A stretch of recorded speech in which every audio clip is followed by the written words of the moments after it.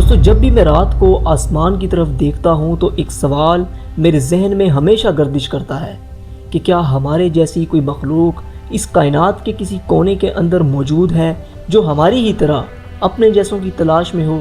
یہ چند ایسے سوالات ہیں کہ جن کو ڈھونڈنے کی غرض سے ہم انسانوں نے پچھلے 100 سالوں کے اندر کئی ایسے مشنز لانچ کیے کہ جن کے ذریعے ہم نے یونیورس یعنی کائنات کے اندر کئی سگنلز کو بھیجا ہے، اور حتیٰ کہ ہمارے بنائے ہوئے کئی اسپیس کرافٹس انٹرسٹیلر اسپیس میں داخل ہو چکے ہیں اور ابھی بھی آگے بڑھتے چلے جا رہے ہیں۔ مگر دوستو اگر کوئی مخلوق واقعی میں ہماری اس کائنات میں ایگزسٹ کرتی ہے یا اپنا وجود رکھتی ہے تو آج تک ہم اس مخلوق کے ساتھ کوئی رابطہ کیوں نہیں کر سکے، یا وہ ہمارے ساتھ رابطہ کیوں نہیں کر سکے؟ آئیے جانتے ہیں آج کی اس ویڈیو میں۔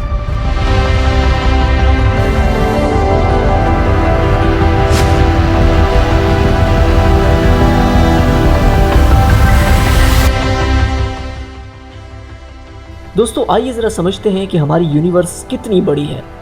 یہ دیکھیے، یہ ہے ہماری ملکی وے گلیکسی کہ جس میں ہمارے سورج جیسے اربوں خربوں کی تعداد میں ستارے موجود ہیں۔ اس سے بھی کئی گنا بڑی اور خوبصورت گلیکسیز ہماری اس کائنات یعنی یونیورس کے اندر ایگزسٹ کرتی ہیں، جن کی تعداد 200 بلین کے قریب ہے۔ دوستو صرف اپنی ملکی وے گلیکسی کی بات کی جائے تو سائنٹسٹ کے مطابق اس میں 50 کروڑ پلینٹس ایسے ہیں جو اپنے ستارے کے ہیبیٹیبل زون کے اندر موجود ہیں، جیسے کہ ہماری زمین اپنے ستارے کے ہیبیٹیبل زون کے اندر موجود ہے، جس کی وجہ سے یہاں پر زندگی آباد ہے۔ اسی طرح ملکی وے گلیکسی کے اندر 50 کروڑ پلینٹس ایسے ہیں کہ جہاں پر لائف کے ہونے کے امکانات موجود ہیں۔ دوستو آج سے 13.8 بلین سال پہلے ہماری یہ کائنات ایک بگ بینگ یعنی ایک دھماکے کی صورت میں وجود میں آئی تھی۔ کائنات کے وجود میں آنے کے بعد ایک ایسی چیز کی بھی شروعات ہوئی کہ جسے آج تک ہم صحیح سے سمجھ نہیں پائے، اور وہ ہے وقت یعنی ٹائم۔ دوستو کائنات کے بننے کے بعد، ہماری یونیورس کے بننے کے بعد کئی ملینز اور بلینز آف گلیکسیز ہماری کائنات کے اندر بن رہی تھی، اور انہی میں سے ایک گلیکسی ہماری ملکی وے گلیکسی بھی تھی کہ جس کے اندر آج ہمارا سورج گردش کر رہا ہے۔ دوستو یاد رہے کہ کائنات کے بننے کے 800 ملین سالوں کے بعد ہماری یہ ملکی وے گلیکسی اپنے وجود میں آئی تھی، اور اس ملکی وے گلیکسی کے اندر ایک نیبیولا کے ذریعے آج سے 4.5 بلین سال پہلے ہمارا سورج وجود میں آیا تھا۔ یعنی اس یونیورس کے بننے کے 9.2 بلین سالوں کے بعد ہمارا سورج وجود میں آیا تھا، اور اس کے ساتھ ہمارے نظام شمسی کے باقی کے پلینٹس بھی وجود میں آئے تھے۔ دوستو اس سے ایک بات تو ثابت ہو جاتی ہے کہ ہمارے سولر سسٹم یعنی نظام شمسی کے بننے سے پہلے کئی اربوں خربوں کی تعداد میں ستارے ہوئے ہوں گے، اور سائنٹسٹ کے اکارڈنگ ممکن ہے کہ ہم سے پہلے بھی ان ستاروں کے کسی پلینٹ کے اوپر کوئی سویلائزیشن آباد ہوئی ہو جو ہمارے نظام شمسی کے وجود میں آنے سے پہلے ہی ختم ہو گئی ہو، یا پھر اگر نہیں بھی ہوئے تو ہم اگر اتنے کم وقت کے اندر اتنے ایڈوانس ہو سکتے ہیں تو دوستو سوچئے کہ وہ کتنے ایڈوانس ہو چکے ہوں گے۔ دوستو سائنسدان سویلائزیشنز کو 3 کیٹیگریز کے اندر ڈیوائیڈ کرتے ہیں: ٹائپ 1 سویلائزیشن، ٹائپ 2 سویلائزیشن اور ٹائپ 3 سویلائزیشن۔ دوستو اگر کوئی سویلائزیشن اس قابل ہو چکی ہے کہ وہ اپنے پلینٹ پر موجود ہر ایک ریسورسز کو اچھے سے استعمال کر پائے، یعنی اسے ہر ایک چیز کے استعمال کا پتہ ہو، یعنی وہ اتنی ایڈوانس ہو چکی ہو کہ اپنے پلینٹ پر موجود ہر ایک ایلیمنٹ اور ہر ایک پتھر کو استعمال کرنا جانتی ہو، تو وہ اس قابل ہو جائے گی کہ اسے آپ ٹائپ 1 سویلائزیشن کا نام دے سکتے ہیں۔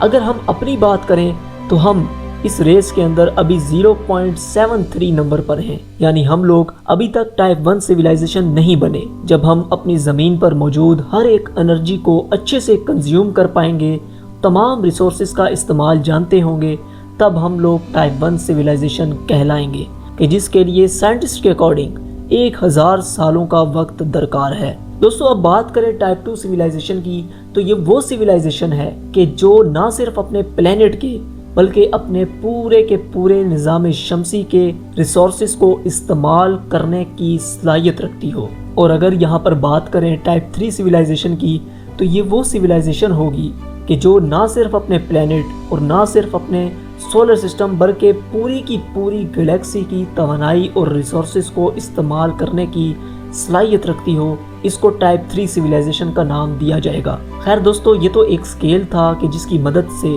سائنٹسٹ یہ سمجھاتے ہیں کہ آخر ایک سویلائزیشن کتنی طاقتور ہو سکتی ہے۔ خیر دوستو، سوال تو وہی ہے جو ہم نے اپنی ویڈیو کے آغاز میں اٹھایا تھا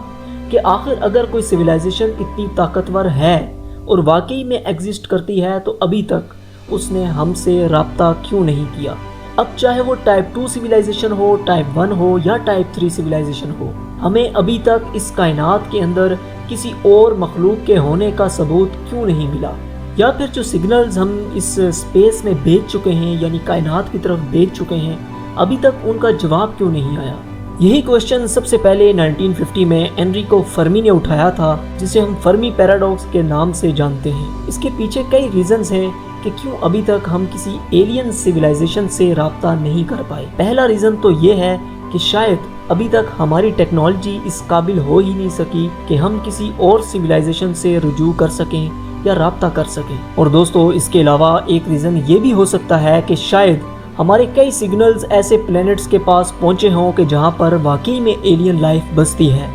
لیکن وہ اس قابل ہی نہ ہو کہ ہمارے سگنلز کو ریسیو کر کے واپس ہم تک بھیج سکیں۔ مثال کے طور پر ہمارے اگر اس زمین کے اوپر کوئی سگنل خلا سے آئے تو صرف انسان ہی اس قابل ہیں کہ وہ اس کو ریسیو کر کے واپس خلا میں اس کا جواب بھیج سکیں۔ کوئی اور مخلوق جیسے کہ جانور وغیرہ اس قابل نہیں ہیں کہ ان سگنلز کو سمجھ پائیں۔ اس لیے ممکن ہے کہ جہاں پر ہمارے سگنلز پہنچ رہے ہوں وہاں پر کوئی جانوروں جیسی مخلوق آباد ہو۔ اس کے علاوہ دوستو، تیسرا ریزن یہ بھی ہو سکتا ہے کہ شاید کوئی مخلوق واقعی میں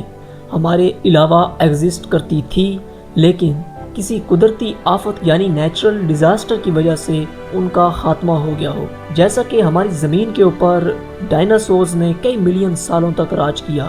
لیکن ایک ایسٹرائڈ کے ہمارے ارتھ سے ٹکرانے کی وجہ سے ان کا خاتمہ ہو گیا، جس کی پوری کہانی آپ ہماری اس ویڈیو میں دیکھ سکتے ہیں۔ اس کے علاوہ دوستو، ایک ریزن یہ بھی ہو سکتا ہے کہ شاید کوئی مخلوق ہماری ملکی وے گلیکسی میں نہ صحیح تو کسی اور دور کی گلیکسی میں آباد ہو، لیکن کروڑوں لائٹ ایئرز کی دوری کی وجہ سے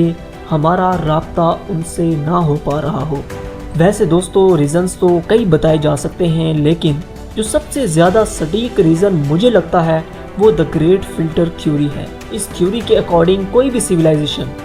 جو ٹائپ 1 یا ٹائپ 2 یا پھر ٹائپ 3 سویلائزیشن بننے کی طرف بڑھ رہی ہوتی ہے، وہ یا تو کسی قدرتی آفت کی وجہ سے یا پھر آپس میں ہی لڑ کر ختم ہو جاتی ہے،